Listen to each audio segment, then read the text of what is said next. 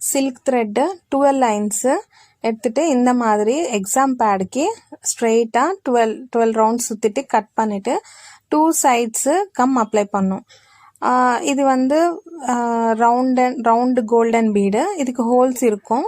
Needle use பண்ணும்போது தான் அந்த ஹோலில் நின்று நம்ம எடுக்கணும். பட் நான் நீடில் கூட யூஸ் பண்ணாமல் காட்ட போகிறேன். அதுக்கு இந்த 12 லைன்ஸ் இருக்கிற 6 லைன்ஸ் மாதிரி டிவைட் பண்ணிவிட்டு இன்னொரு எட்ஜு நின்று நடுவில் நின்று எடுத்துட்டு இந்த மாதிரி நாட்ஸு நம்ம டைரெக்டாக த்ரெட்டு தொட்டே நம்ம போட முடியும். நீடில் கூட தேவையில்லை.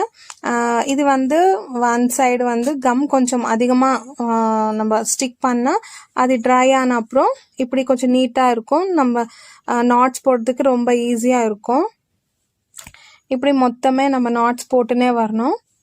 ரொம்ப ஈஸி. நீங்கள் கூட கண்டிப்பாக ட்ரை பண்ணுங்கள். Please like, share and subscribe my channel. Next கூட நான் இதுக்கு டேசல்ஸ் எப்படி போடணுமான இது கூட நெக்ஸ்ட் வீடியோவில் போட போகிறேன். கண்டிப்பாக வாட்ச் பண்ணுங்கள். இப்படி நாட்ஸ் போடணும். பாருங்கள் எப்படி இருக்குது, நல்லா இருக்குல்ல.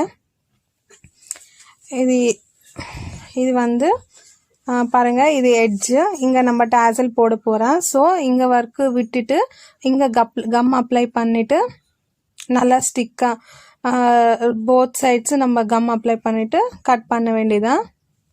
பாருங்கள், அப்புறம் நான் ஆல்ரெடி ஒரு 5-6 செஞ்சேன் நான். அது கூட இப்போ நான் காட்ட போகிறேன். ட்ரை ஆன அப்புறம் அந்த நூல் வந்து வெளியே வராது.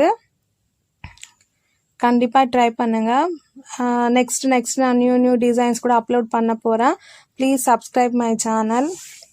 அப்படியே ஷேர் கூட பண்ணுங்கள். யாருக்குன்னு தெரியலன்னா கூட அவங்க கூட பார்த்துட்டு அவங்க கூட ட்ரை பண்ணுவார். இப்படி கம் அப்ளை பண்ணிவிட்டு ஒரு 1 hour விட்டுட்டான்னா அது ட்ரை ஆகும்.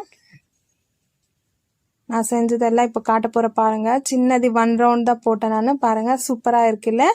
Please like, share and subscribe my channel. Thank you for வாட்சிங்.